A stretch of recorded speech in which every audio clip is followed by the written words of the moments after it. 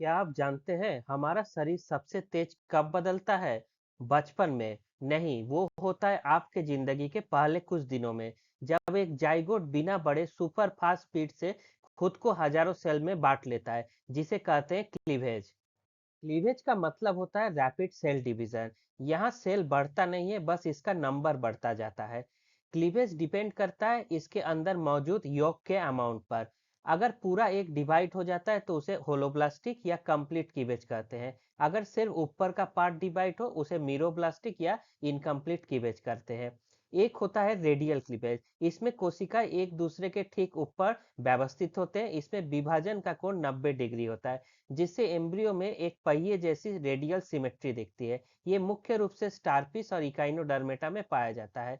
इसी तरह होता है स्पाइरल क्लीवेज, जिसमें कोशिका एक दूसरे के ठीक ऊपर नहीं बल्कि डायगोनल होकर खांचों में बैठती है। ये एनेलिडा और मोलस्का में है।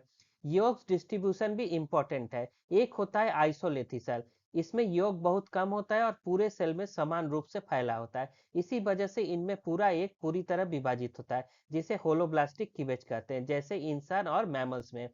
सेंट्रोलेसिथल में अंडे में यौग बिल्कुल केंद्र में पाया जाता है। यहाँ विभाजन सिर्फ बाहरी सतह पर होता है, जिसे सुपरफिशियल कहते हैं। इस ये इंसेक्ट में पाया जाता है।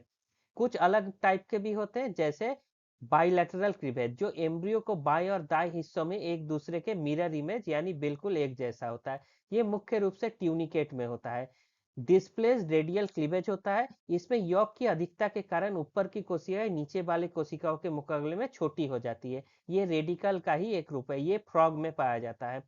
रोटेशनल क्लीवेज इंसान और मैमल्स में होता है। इसमें पहली सेल वर्टिकल बढ़ती है, लेकिन दूसरी डिवीजन में एक सेल वर्टिकल दूसरी हॉरिजेंटल बढ़ती है। ये रोटेशनली है, इसे बाकी जीवों से अलग बनाती है। ऐसे ही वीडियो देखने के लिए हमारा चैनल देखते रहे। धन्यवाद।